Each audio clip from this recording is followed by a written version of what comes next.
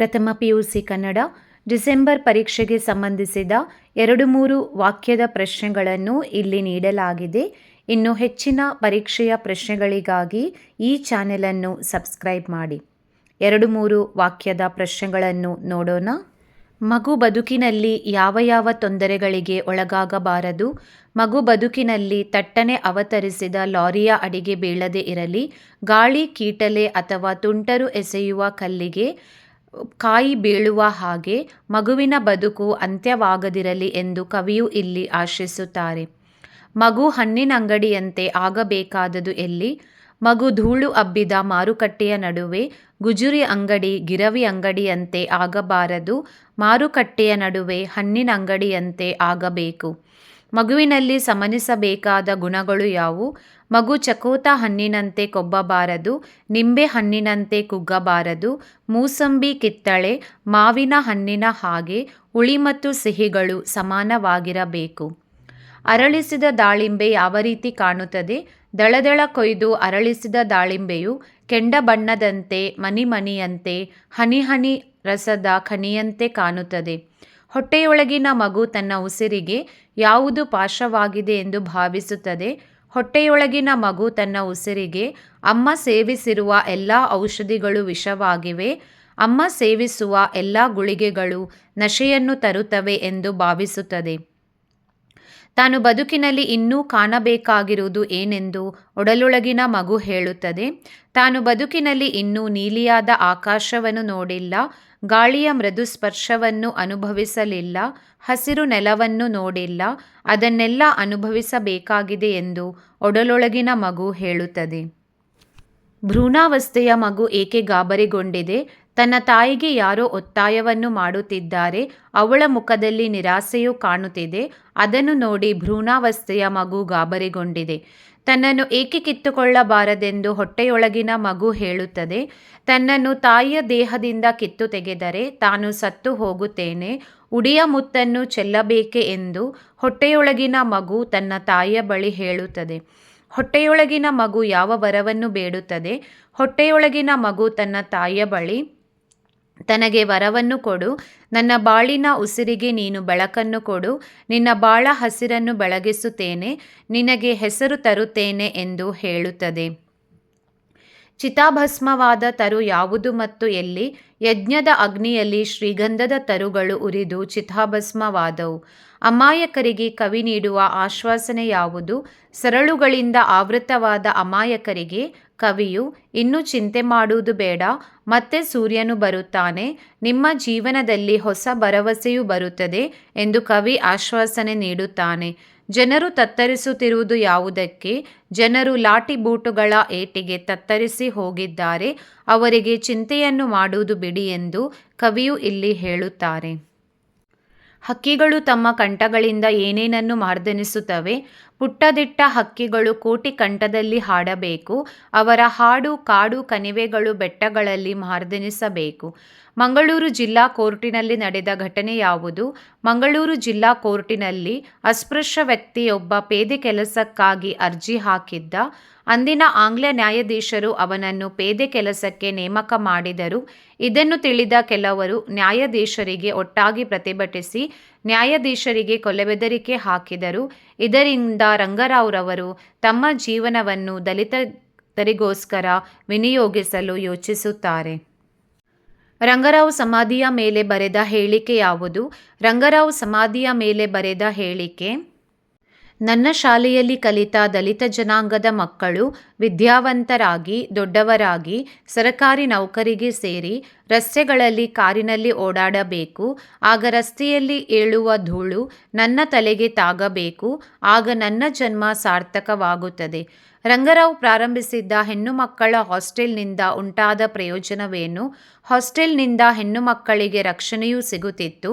ಜೀವನೋಪಾಯಕ್ಕಾಗಿ ವಿವಿಧ ವೃತ್ತಿಗಳನ್ನು ಅವಲಂಬಿಸಲು ಬೇಕಾದ ತರಬೇತಿಯೂ ದೊರಕುತ್ತಿತ್ತು. DCM ಸಂಸ್ಥೆಗೆ ಯಾರು ಭೇಟಿ ನೀಡಿದ್ದರು? ರಂಗರಾವ್ ಅವರ DCM ಸಂಸ್ಥೆಗೆ Gurudev Rabindranath Tagore, Deenabandhu CS Andrews, doctor Annie Besant, Gopal Krishna Gokhale ಮತ್ತು GK ದೇವದರ್ ಮುಂತಾದವರೆಲ್ಲ ಈ ಸಂಸ್ಥೆಗೆ ಭೇಟಿ ನೀಡಿದ್ದರು.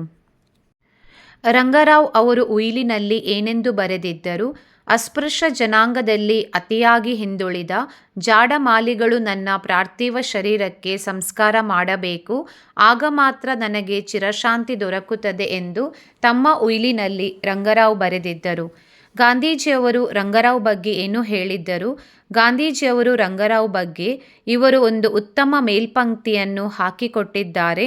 ಅಸ್ಪೃಶ್ಯ ಜನರ ಪುನರುದ್ಧಾರ ಕಾರ್ಯದಲ್ಲಿ ಮುನ್ನಡೆದ ರಂಗರಾವ್ ನನಗೆ ಸ್ಫೂರ್ತಿ, ಮಾರ್ಗದರ್ಶಕರು. ಕುದ್ಮಲ್ ರಂಗರಾವ್ ನಿಜವಾಗಿಯೂ ನನ್ನ ಗುರುಗಳು ಎಂದು ಗಾಂಧೀಜಿಯವರು ಹೇಳಿದರು.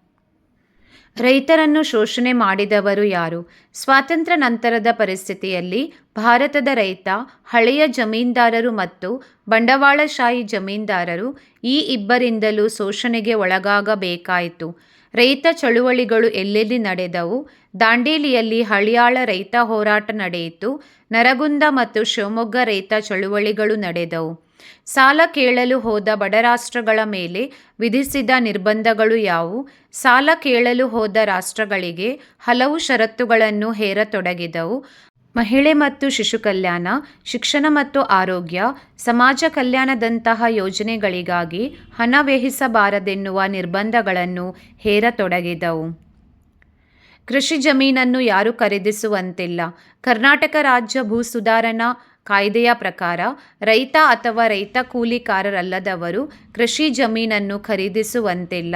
ರಾಸಾಯನಿಕಗಳನ್ನು ತಿಂದು ಬೆಳೆಯುವ ಪ್ರಾಣಿಗಳಿಗೆ ಯಾವ ರೋಗಗಳು ಬರುತ್ತವೆ? ರಾಸಾಯನಿಕಗಳನ್ನು ಭಕ್ಷಿಸಿ ಬೆಳೆಯುವ ಹಂತದಲ್ಲೇ ಪ್ರಾಣಿಗಳಿಗೆ ಕ್ಯಾನ್ಸರ್, ಲ್ಯುಕ್ಯೋಸಿನ್, ಹಂದಿಜ್ವರ ಇತ್ಯಾದಿ ರೋಗಗಳು ಬರಲು ಆರಂಭಿಸಿದವು. ಆರ್ಯಪುತ್ರ ಬಂದಿದ್ದಾನೆ ಎಂದಾಗ ಶಕುಂತಲೆಯ ಪ್ರತಿಕ್ರಿಯೆ ಏನು? ಆರ್ಯಪುತ್ರ ಬಂದಿದ್ದಾನೆ ಎಂದಾಗ ಶಕುಂತಲೆಯು, ಹೌದೇ, ಇದು ನಿಜವೇ? ಆರ್ಯಪುತ್ರನು ನಿಜವಾಗಿಯೂ ನಾನಿದ್ದಲ್ಲಿಗೆ ಬಂದಿರುವನೇ? ನನ್ನನ್ನು ಕಾಣಲೆಂದು, ತನ್ನೊಂದಿಗೆ ಕರೆದೊಯ್ಯಲೆಂದು ಬಂದಿರುವನೇ? ಬಂದಿರುವವನು ನಿಜವಾಗಿಯೂ ದುಷ್ಯಂತನೇ ಎಂದು ಪ್ರತಿಕ್ರಿಯಿಸಿದಳು.